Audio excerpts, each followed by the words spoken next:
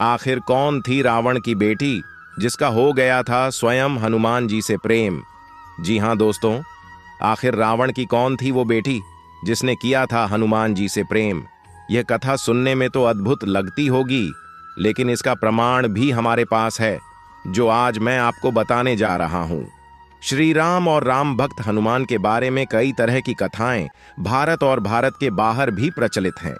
हालांकि कई कथाएं तो जनश्रुति पर आधारित हैं या प्रचलित मान्यताओं पर आधारित हैं। लोग इन कथाओं को पीढ़ी दर पीढ़ी सुनते आए हैं। ऐसी ही एक कथा रावण की बेटी और हनुमान जी के बारे में बताया गया है। हालांकि इन कथाओं का वाल्मीकि रामायण और तुलसीदास रचित रामचरितमानस में उल्लेख नहीं मिलता है। आइए जानते हैं क्या है ये कथा। नमस्कार दोस्तों, स्वागत है आपका हमारे YouTube चैनल पर। चलिए आपको इस कथा से अवगत कराते हैं। श्री राम की कथा को वाल्मीकि के लिखने के बाद दक्षिण भारतीय लोगों ने अलग तरीके से लिखा। दक्षिण भारतीय लोगों के जीवन में राम का महत्व बहुत था। दक्षिण भारत में रावण का ज्यादा महत्व दिया गया था। इसी को देखते हुए श्रीलंका, इंडोनेशिया, मलेशिया, माली, थाईलैंड, कंबोडिया आदि द्वीप राष्ट्रों में रावण की बहुत ख्याति और सम्मान था। इसलिए उक्त देशों में राम कथा को अलग तरीके से लिखा गया। कहते हैं कि रावण की बेटी और हनुमान जी की यह कथा थाईलैंड की रामायण और कंबोडिया की रामकेर नामक रामायण में मिलती है। हालांकि कई जगह पर थाई बा तोसाकांत की बेटी बताया गया है। कहते हैं कि रावण की बेटी थी जिसका नाम स्वर्ण मच्छा या स्वर्ण मत्स्य था, जो देखने में बहुत ही सुंदर थी। उसे सोने की जलपरी कहा जाता है, मतलब स्वर्ण के समान उसका शरीर दमकता था। इसका सही अर्थ सुनहरी मछली होता है। थाईलैंड और कंबोडिया में सुनहरी मछली को उसी तरह पूजा जाता है जिस तरह चीन में ड्रैगन को।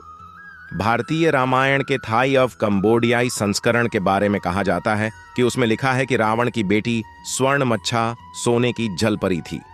जब नल और नील की योजन के तहत लंका तक सेतु बनाया जा रहा था, तो रावण ने स्वर्ण मछली को ही सेतु बनाने के प्रयास को विफल करने का कार्य सौंपा था।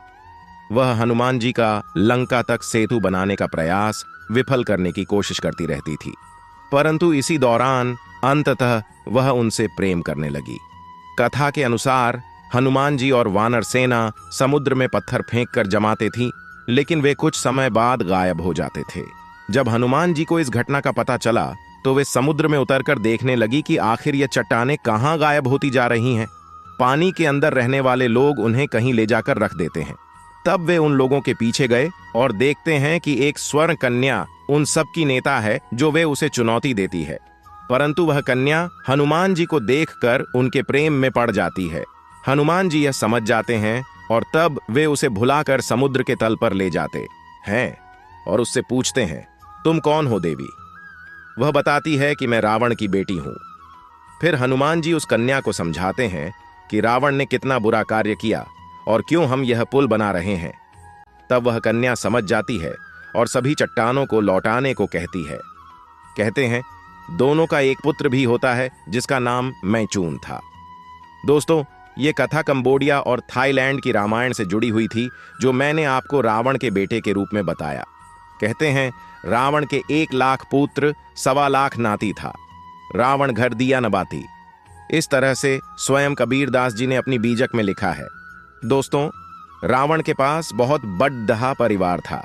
उसमें कुछ मछली प्रजाति की भी परिवार थी, जिनको स्वर्ण मच्छा कहा गया था। स्वर्ण मच्छा यानी सोने की मछली। सोने की मछली तो कुछ बिगाड़ नहीं सकती थी, इसलिए उस समय वह मछली जलपरी के रूप में थी। जलपरी जो पानी में तैरने वाले जीव होते हैं और वही मनुष्य के शरीर में होते हैं। वह मछली ही रावण की बेटी थी और जब समुद्र पर पुल बनाया जाता था, तो वह पुल को बिगाड़ देती थी।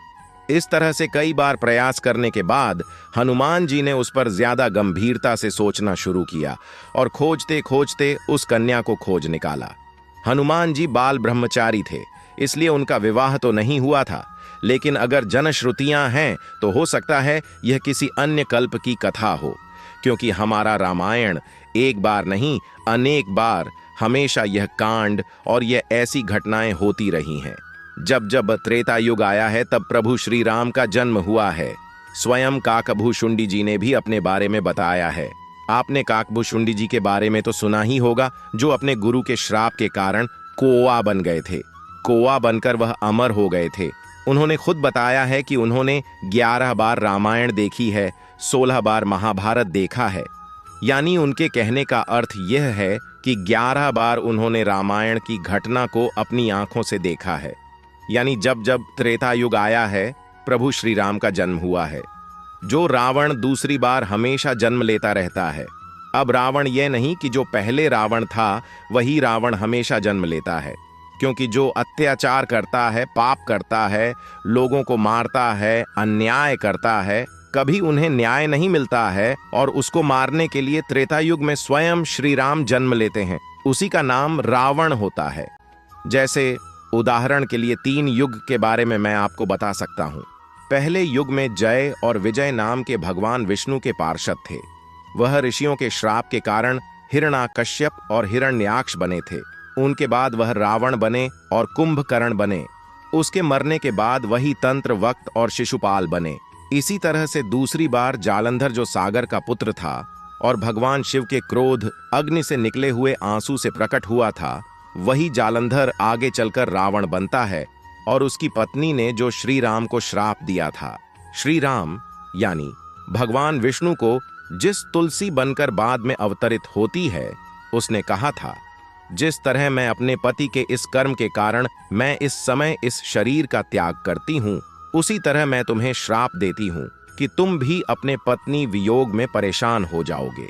वही श्री राम आगे चलकर भगवान विष्णु अवतार लेते हैं। तीसरी कथा के अनुसार महाराज प्रताप भानु और अरिमर्दन थे, जिसके विस्तार में आपको यह कथा रामचरितमानस के बालकांड में मिल जाएगी। आप जरूर पढ़ें। इन 3 रावणों के बारे में मैंने आपको बताया है, तो यह कथा किसी भी कल्प की हो सकती है। आप इसके बारे में विशेष जानकारी के लिए किताब को मंगाकर PRH सकते हैं। दोस्तों, अगर यह वीडियो आपको पसंद आया हो और इस कथा में कुछ रोचक आपको लगा हो तो वीडियो को लाइक करें।